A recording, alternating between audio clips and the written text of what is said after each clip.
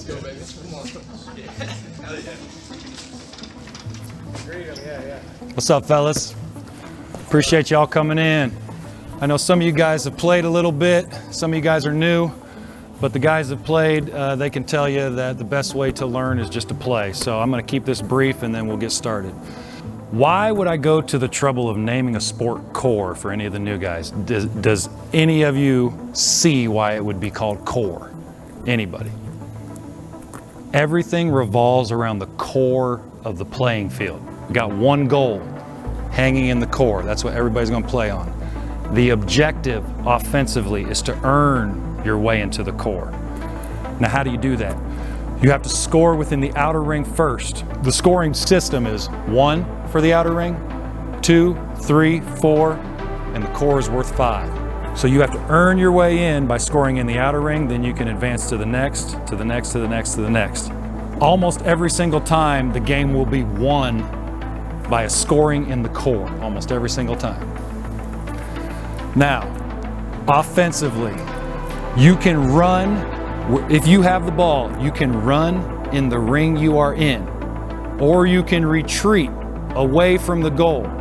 But if you are going to cross over into another ring towards the goal, it has to be a pass. If I'm in this ring and I cross over into the core, that would be equivalent of a travel.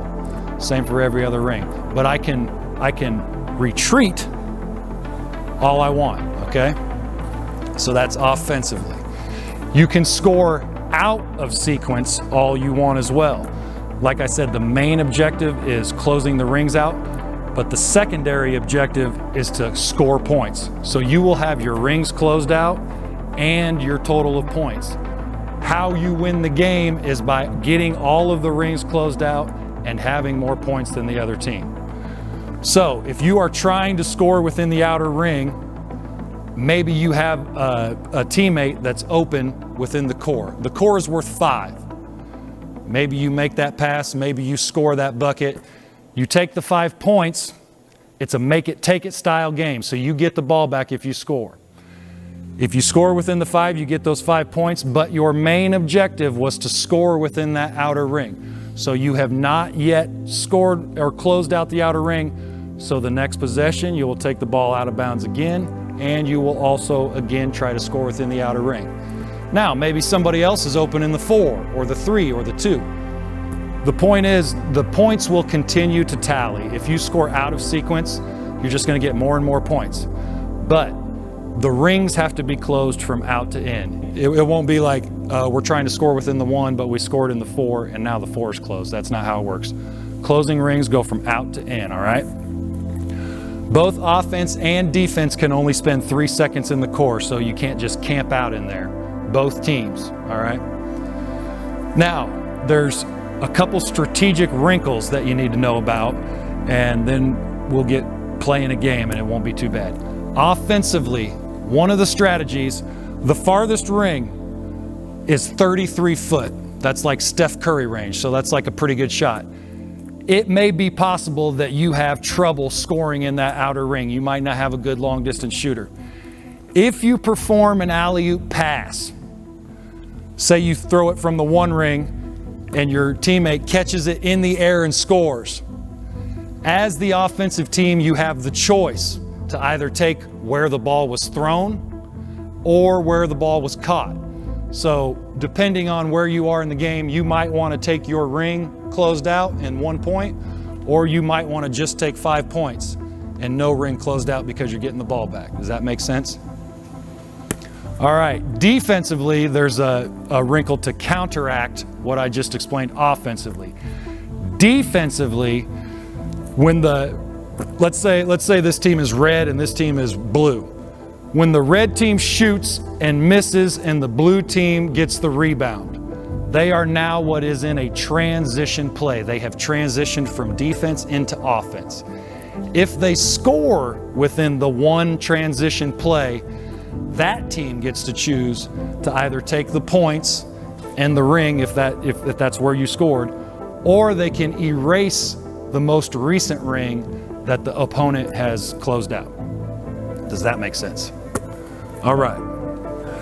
Let me think. Fouls, think if you're, as far as aggressiveness, think like 90s NBA. A little bit more aggressive than today's basketball, but you don't have to dribble, so things like on the arm or reaching in, unless it's like real flagrant, that's gonna be let go. You know, this is not a dribbling game, this is a running and passing game. So think 90s NBA, a little more aggressive than today's basketball, but you know, we're not tackling or anything. Speaking of tackling, if you get involved in a jump ball, only the two people that are involved in the jump ball, there's no dog piling going on, but the two people in the jump ball, they're basically just going to wrestle for it until somebody gets it. Like it's a wrestling match for the ball. And once somebody has a clear possession, the moment, like as soon as somebody has clear possession, the possession will stop and that team will get the ball back, okay? That's on a jump ball. Within the 4, the 3, the 2, or the 1 ring, if you are fouled in the act of shooting, it's going to be very similar to a free throw. Let's say, for example, I got fouled right here in the 3 ring, and let's say he fouled me. When we set up for a free throw, he can stand right in front of me, and he can kind of give me one of those out of bounds, you know, trying to wave me off, but I have a free shot within the 3 ring if that's where he fouled me. I get a free shot here. The rest of the team is going to do similar to a lane in basketball. Let's say red-blue. It'll just be red-blue, red-blue, red-blue around the outside of the core. All right. That is for every ring except for the core. Now, if you get fouled within the core, those two people, the person that fouled, that committed the foul, and the person that got fouled, they're going to play one-on-one within the core. If you get fouled again in the one-on-one situation, you just get the points. If you score, you obviously get the points, but if the defense successfully stops you within the one-on-one situation, then they get the ball back in a new possession. Was that too much, or did everybody kind of understand that? I know most of you guys have played. All right.